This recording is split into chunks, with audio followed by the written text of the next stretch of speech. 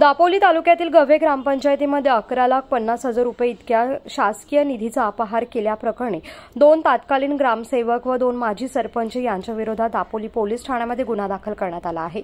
याबाबत मिळालेल्या माहितीनुसार गव्हे ग्रामपंचायतीमध्ये 2015 ते 2020 या काळात ग्रामपंचायतीच्या विविध विकास कामांना गती मिळावी यासाठी शासनाने निधी उपलब्ध करून दिला होता।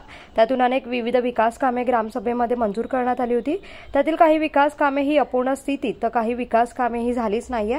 ही कामं कागदोपत्री मर्यादित राहिली, प्रत्यक्षात मात्र ती विकास कामे करण्यात आली नसल्याचं ग्रामस्थांना आढळून आलं आहे।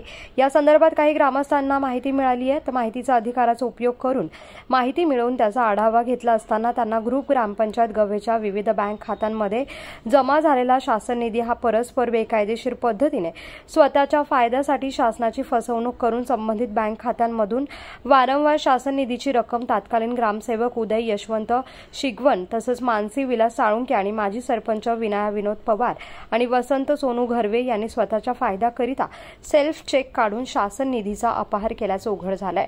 गव्हे येथील ग्रामस्थांनी अनेक वेळा उपोषण करून शासकीय निधीचा अपहार करणाऱ्यांची चौकशी करून त्यांच्यावरती कारवाईची मागणी देखील केली होती। मात्र जिल्हा परिषद प्रशासनाने त्यात वेळकाढूपणा केल्याने अखेर मिलिंद सखाराम मुंडेकर यांनी दापोली येथील न्यायालयामध्ये 2023 मध्ये दावा दाखल केला होता। त्यावर दापोली न्यायालयाने दापोली पोलिसांना चौकशीचे आदेश देखील दिले होते। त्यानंतर दापोली पोलिसांनी जिल्हा परिषद रत्नागिरी यांच्याकडून या संदर्भात चौकशीचा अहवाल मागवला।